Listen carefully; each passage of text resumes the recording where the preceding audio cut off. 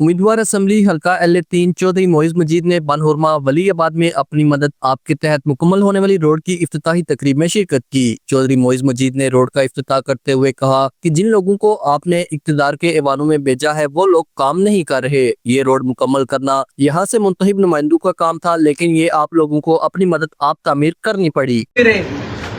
असा जिन्हें लोगों की इक्तदार ने वाना ही भेजा उन्होंने बदकिस्मती हाँ या तुहाड़ी बदकिस्मती हाँ वो कम नहीं कर रहे।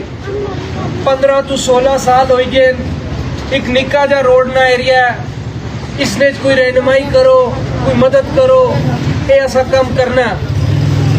मैं ना कि पहले दिन एक गल की सी, मैं आज भी वो भी गल करना, जदू तक माड़ी जान ही जान है मैं इस चीज पर टुरसा माड़े बच्चे तक खलते हुए ये जदू बड़े वहन इस चीज नहीं गवाही देन।